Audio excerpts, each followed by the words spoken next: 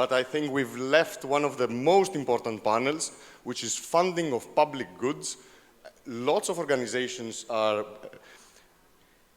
issuing grants for the community in order to build open source public goods, and this is a great way to understand how you can tap into this funding, what could you build, and what usually happens in these cases where funding comes from above in order to build open source public goods. My panelists, Jawna, Michael, let's go. I know everybody's hungry, thank you. Thank you, thank you.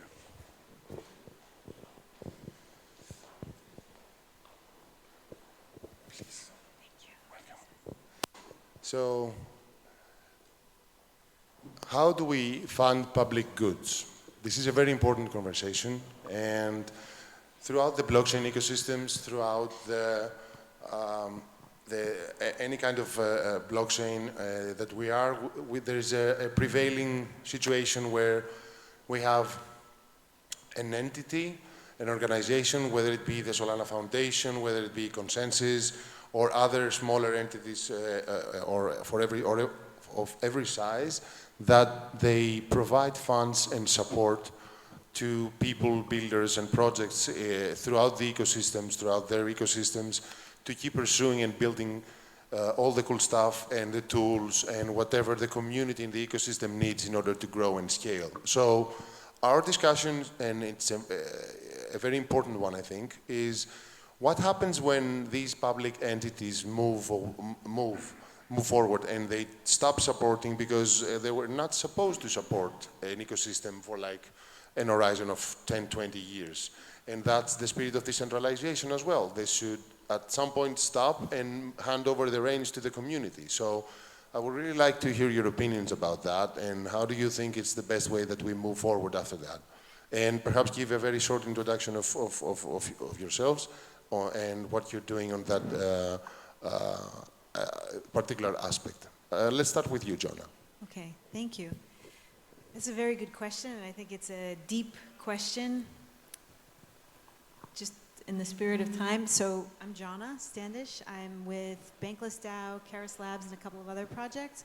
My main focus is around governance, dispute resolution, and onboarding as many people into Web3 as possible.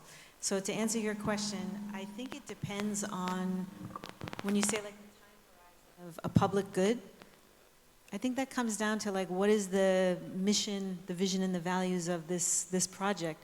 If it's to fund a bridge, and actually met someone, ETH earlier this year, and he funded a project in like Vietnam for a bridge because they couldn't get like tax. It's just not part of the infrastructure and ecosystem there.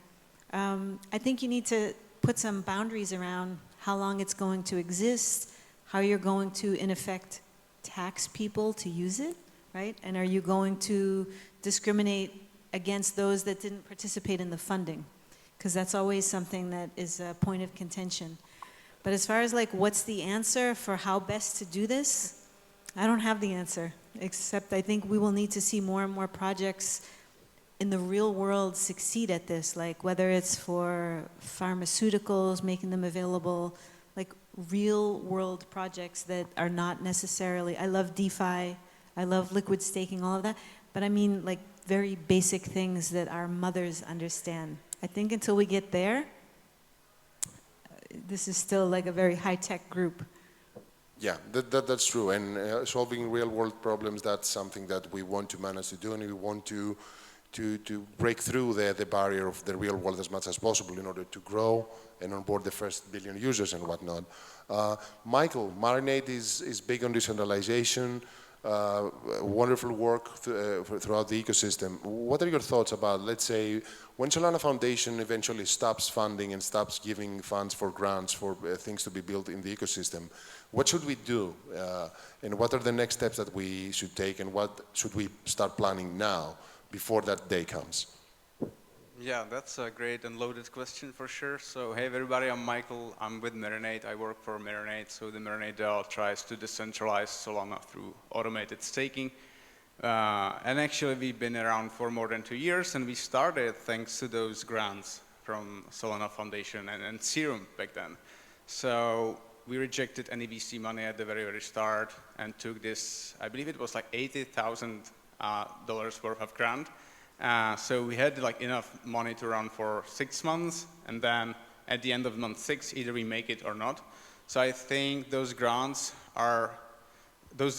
combined with this Web3 hack, which is really the incentives that you guys have the way of tokenize stuff, and you flip the model. It's not that you end with this IDO, but you start kind of like with, or like IPO, I meant, in the Web2 world. You start with it from the get-go.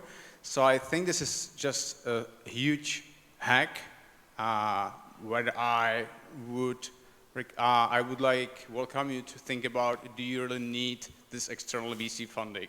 Because usually what it does, or what it did to me in the previous project, is that it only extended the death of the project. We did not die like the month 6, but rather the month 18. It only like extended the runway, but it didn't solve the main things. So yeah, with Marinade, we are super grateful that we were able actually to use this Web3 system to like tokenize the stuff, bootstrap the mechanics through the token itself, through the incentives. That's why we didn't need to raise this external funding. And at the same time, grateful for this like initial bootstrap from the grants, from foundation and so on. But I want to distinguish that the public goods, that does not mean a zero business model. So one day you need to make it. For Marinade, fortunately, the timing and everything, like the coincidence together, and we made it because this month 6, at the end of month 6, we got break even, thanks to everything. And from that moment on, we were free and we were like self-dependent. We didn't need foundation to keep on doing grants and so on, because we were fortunate enough to make it. So, I mean, for this initial period, it's great, and then you need to have like some business model behind it. Yeah, business model is very, very important. It's not about grants. Give me a grant to paint my new house, so that's very, very important to keep in mind. I want to come back to this, but I want to also hear from Manolis from WeatherXM. How about your opinion on this? So I think we're in the VC category, by the way. So, I mean, I haven't thought about this from an ecosystem perspective. We are trying to answer this question for our own DAO, but it just happens that our company was, in a way, it was pivoted because of the opportunity that we had to receive funding from VCs, but I see them as treasuries and not VCs, because we happen to receive capital from Consensus and from Protocol Labs, so they're not traditional VCs. At the same time, we're designing in our tokenomics. We have a treasury. 10% of our total supply goes to the DAO for ecosystem development, and we have emissions for that for 5 years, and overall we have designed our tokenomics to continue with emissions to the community for 10 years. And I think in an attempt to answer your question, like, is there a good approach, or is there a solution to this? In my point of view, the solution is to give enough time for value to be created. If there's no value in a project, then you cannot have sustainability. If a project produces value, then it should, in theory, the treasury should have a way to continue regenerating emissions or tokens or value in general. Since value is brought in, it can output value again.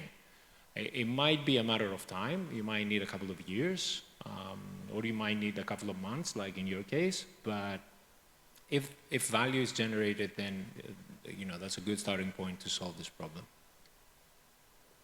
So all in all, it's all about receiving the grants as a breath of oxygen and extending a runway or starting a runway of some sort without having to raise money, which is another conversation entirely. And then you need to be providing value and come up with a business model to survive after everything's gone from the support from the larger entities, the non-VC ones. But I wonder, there are certain types of goods in each ecosystem, and I want to bring it a bit on Solana because I'm much more familiar there, and I would love to hear your thoughts about Ethereum-based ones or AVM in general. Let's say a project like Realms, which is a critical infrastructure for Solana, on-chain governance, SPL governance, and all that. What needs to happen in these types of projects in order to be funded? After the Solana Foundation pulls the plug, let's say, what needs to happen? Because many projects are in this type of category of infrastructure, and they're not really meant to be revenue generating, and they need to be there just like we need to have, you know, roads and electricity. Not electricity, we pay for it. But you get what where I'm going with this. What needs to happen, and how we keep funding critical infrastructure projects such as SPL governance, for example, and other examples on EVM and other blockchains? Yeah, I mean, I would just say, I think we need to identify where the gaps are in our ecosystem that will keep our ecosystem going, a going concern for a long time, whatever that horizon is, 10 years, 20 years, till we get to complete, like, self-regenerating type of system. And also, I think there's this mentality a lot in our space that we can bypass putting together, it sounds very boring and boomerish to say business plan, but it's true, like, without having some thought process into how we can go from grant to our own sustainability, whether it's like you talk about roads. Okay, we pay tolls and things like that, right? Or maybe our tax dollars go to filling in the potholes or something. I personally am involved in a lot of DAOs, and I see, like, I won't mention any names, but there's one project for a whole year. We had a grant, and we asked the team about the business plan and everything, and nobody thinks we need it because they think we have this grant money. So I think as long as that's allowed to, that sort of behavior is allowed in our space, I think we'll see a lot of people going for that short win and maybe building something out with the hopes of making it and going longer term. But I also think we need to put some controls in place, and I don't mean that in like a negative way, but I mean to help educate people, because there's still a big lack of education with how do you build a project that's longer term, and like what's the time horizon on it. I think there's a big gap in knowledge on that still. I can't speak on Solana, but at least in the Ethereum ecosystem, because like, for example, DeFi Alliance gives away massive grants, massive. It's just like I'm sure, you know, all the blockchains do in different ecosystems. But some of those projects die off very quickly. And you wonder, like, was it the selection process? Was it, so you start to look into things like that, that I think are even higher level than, was it a good project? So it's sort of like, maybe it's the people in charge of these grants. Maybe we should look at that. Yeah, that's a nice way to, a nice area to focus.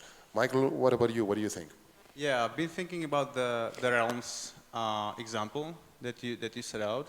I think it's great to describe the progress as I saw it, for example, because it's nice to show how it progressed. So initially there was this project set up by Solana Labs. Like they built this DAO infrastructure tooling, and they have not built it for themselves, right? They didn't need to use it for themselves. So they initially like kicked it out, this initial project. But as the time passed, so that you need some funding back then, technically, because kind of there is this value mismatch that you don't need for yourself, so somebody else gotta pay it. But as the time passed, we've seen more and more DAOs on Solana and projects on Solana to start using it first, then seeing that it's useful, and then started to contribute.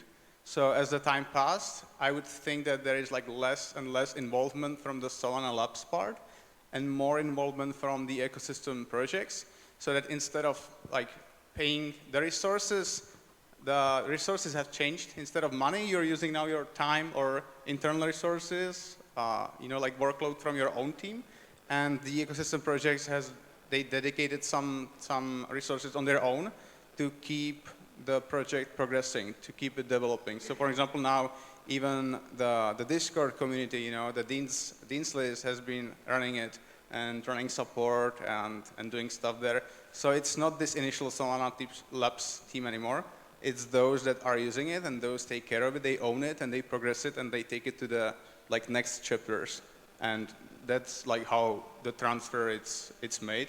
And now you don't need to pay for it because there are people that care.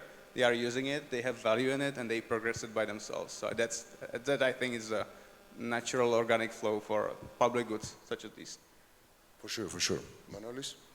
Yeah, so, I mean, if you can make, if you can pivot in a way a public's good project and to have some kind of revenue and become sustainable, that's the perfect scenario. But I'm sure that there's always going to be some projects that don't have this possibility, or it's not an easy problem to solve in general. So what I've seen in the Ethereum ecosystem is projects like Gitcoin or Giveth or Drips from Radical, that they focus on a retrospective funding approach. Like, so I mean, it seems to be easy to start with a small grant if you're doing something meaningful, and then if the impact is visible, then you can receive more funding through those platforms, and I'm sure there are many others, so it's just those are the ones that I'm more familiar with. And that could be, in a similar style, Protocol Labs or Consensus, by having shares in the startups, they can, they can benefit themselves from the success of the startup, and they can do follow-ups, contribute back if the startup is doing a good job in general. So there are many approaches to solve this problem. I think if you look at more mature projects that they have been through a couple of cycles of receiving funding, you can reverse engineer what they did well and why they, what made them successful in a way. And any new project can replicate those steps. Yeah, that's very a great point that you're making in terms of revisit and back engineer what worked and what didn't work. So keep the good stuff and throw away the bad stuff, so you can keep growing and keep going on and helping other projects in the ecosystem. And it's also very nice and very interesting that you mentioned that Protocol Labs, Consensus, they invest, so it's like they invest on the projects they give the grants on, so it's like a symbiotic relationship that keeps on giving. So if both sides, win, it's good for both of them. This brings in mind one of the latest grants that we are undertaking with Dean's List, and I think that's one of the next steps that we might be looking as ecosystems to go to, which is we're looking to receive funding from the Solana Foundation and redistribute that funding through grants that are milestone-based, like you mentioned, with retrospective funding. So this is something that we're currently working on with the Stockpile, to introduce quadratic funding into the grants process so that we can give out and also build a good selection process to the projects that are receiving these funds. And they're also milestone-based, so you don't give it away like a hackathon prize or something similar, so people disappear. So you put the milestones into the process, you use quadratic funding to see how the community supports and voice their support through what they're funding. And I think that's a good way to see where the community, which direction follows. What other solutions do you think we might see in the near future, guys? Of public goods funding, you mean? Yeah. As a whole?